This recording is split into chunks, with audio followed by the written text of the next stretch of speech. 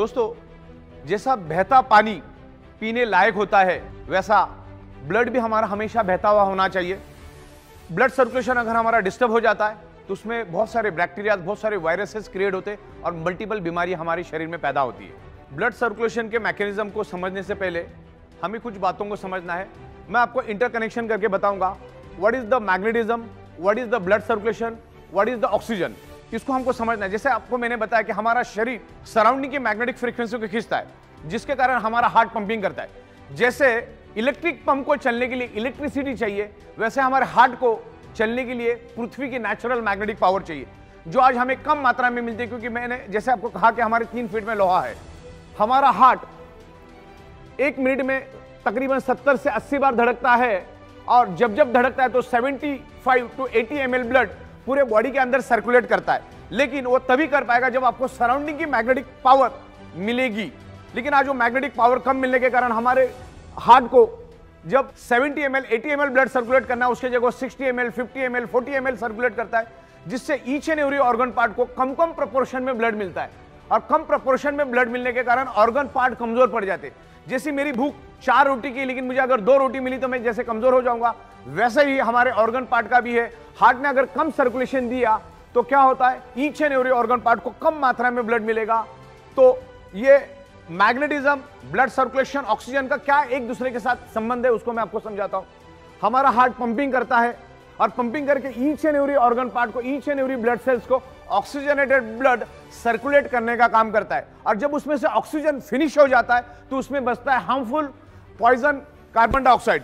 और हमारे हार्ट के अंदर 4 चैम्बर है, 2 में वो प्योर ब्लड को मैनेज करता है, 2 में वो इम्प्योर ब्लड को मैनेज करता है। तो पहला तो उन्हें ऑक्सीजनेटेड ब्लड हार्ट ने सर्कुलेट किया, अब उसमें से वापस डीऑक्सीजनेटेड और कार्बन डाइऑक्साइड वाला ब्लड हार्ट वापस से हार्ट में पूल करता है, हार्ट के पास खींच के लेता है। और जैसे वो खींचता है उस ब्लड को heart with in a fraction of second lungs में पुश कर देता है। और जैसे ही वो इम्प्योर ब्लड लंग्स में आता है, उस इम्प्योर ब्लड के अंदर हीमोग्लोबिन नाम का प्रोटीन होता है, और उस हीमोग्लोबिन प्रोटीन के अंदर एक आयरन नाम का कंपोनेंट होता है। और आयरन कंपोनेंट में एक unique special ability and capacity है, वो लंग्स में मौजूद ऑक्सीजन को एब्सॉर्ब करता है और कार्बन डाइऑक्साइड को रिलीज करके, डिस्चार्ज करके ऑक्सीजन को एब्सॉर्ब करता है और हार्ट के दूसरे चैम्बर में आके गिर जाता है। और हार्ट उसको पंपिंग करके each and every organ part को, each and every blood cells को ऑक्सीजनेटेड ब्लड सप्लाई करने का काम करता है।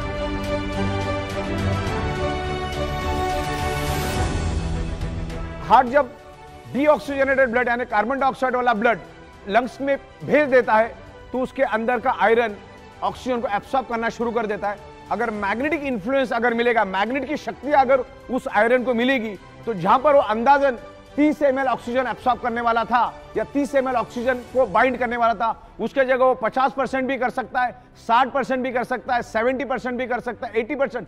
यानी ऑक्सीजन मैक्सिमम मात्रा में वो आयरन खींचने की कोशिश करेगा अगर आप पे मैग्नेटिक इन्फ्लुएंस है। तो आज ईच एंड एवरी पर्सन को मैग्नेटिक पावर कम मात्रा में मिल रही है, क्योंकि आज हमारे 3 फीट में लोहा है। ये छत, ये फ्लोरिंग, आजू बाजू बीम कॉलम, सारे के सारे लोहे के, करोड़ों टन, अरबों खरबों टन का लोहा हमारे आजू बाजू में, बिल्डिंग के बाजू में बिल्डिंग, बिल्डिंग के बाजू में बिल्डिंग, कार, बाइक, बस, ट्रक, तमाम करोड़ों टन का लोहा एनवायरमेंट का, पृथ्वी की नेचुरल मैग्नेटिक को अपनी ओर खींचता है।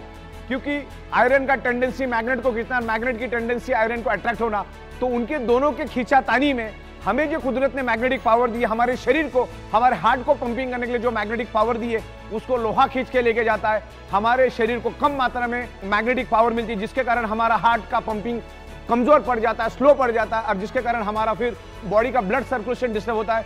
जहां पर हार्ट को 70 से 80 ml ब्लड सर्कुलेट करना चाहिए, वहां पर हार्ट 40 ml, 50 ml, 30 ml हर एक बॉडी में अलग अलग ब्लड सप्लाई करना शुरू कर देता है। तो ऑर्गन पार्ट को कम मात्रा में ब्लड मिलता है। Organ part means blood cells. तो ब्लड सेल्स को कम मात्रा में ऑक्सीजनेटेड ब्लड मिलने के कारण ब्लड सेल्स कमजोर पड़ जाते हैं। ब्लड सेल्स कमजोर पड़ने से ऑर्गन पार्ट कमजोर पड़ते हैं, और ऑर्गन पार्ट कमजोर पड़ने से उसमें डिसफंक्शन, डिसऑर्डर, अलग अलग टाइप के डिसीज जनरेट होते हैं। और हमारी जो 125 से 150 साल चलने वाली जो बॉडी है, उसको हम 30, 40, 45, 50, 55, 65 में पूरी तरह से खत्म और बर्बाद कर देते हैं।